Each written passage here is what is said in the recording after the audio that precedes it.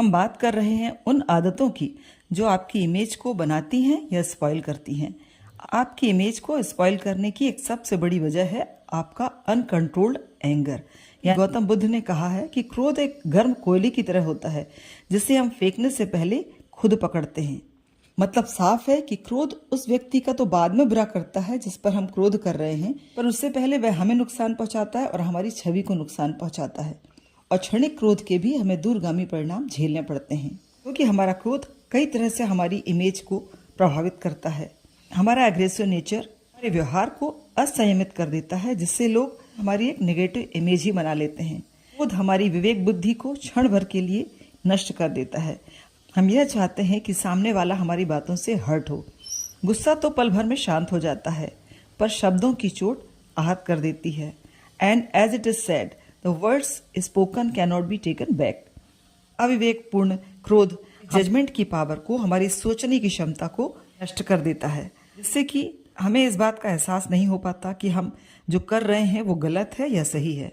हमारी मेंटल और physical health को नुकसान पहुंचाता है।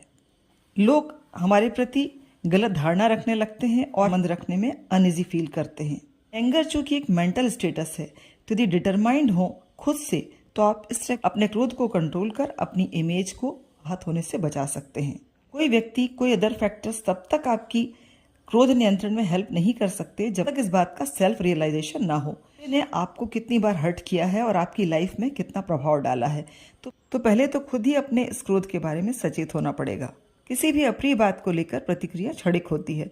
जरूरी नहीं कि आपका किसी पर क्रोध हमेशा गलत होता है। कभी कभी लोगों की अप्रिय बातें, व्यवहार, विश्वासघात और रिएक्शन के अलग तरीके अपनाए जा सकते हैं। या तो चुप हो जाएं, उस जगह से हट जाएं, जिसके प्रति क्रोध है उससे दूर हो जाएं, से हट जाएं। यह तभी होगा जब सोचने के लिए हम खुद को थोड़ा समय देंगे।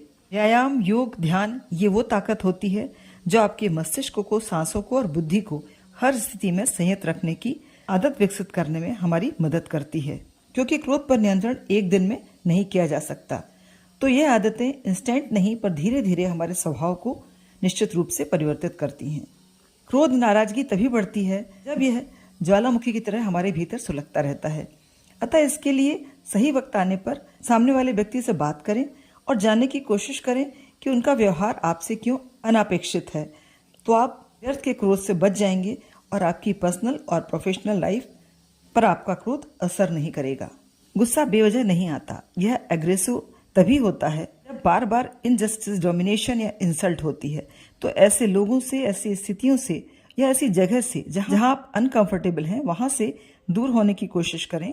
क्योंकि कभी कभी बेवजह नाराजगी का कारण ऐसी स्थितियां होती हैं, कुछ ऐसे लोग होते हैं जो कि हमारा मेंटल स्टेटस अपसेट कर देते हैं और हम हमेशा ही क्रोधपूर्वक रिएक्ट करने लगते हैं। लोगों को माफ कर देना आसान नहीं होता, पर इसकी कोशिश की जा सकती है। जो व्यक्ति आपके लिए मायने नहीं रखता, उस पर गुस्सा करने की बजाय उसका निर्णय ईश्वर पर छोड़ दें, और जो आपके लिए मायने रखते हैं उनके लिए थोड़ा खुद को बदल लें।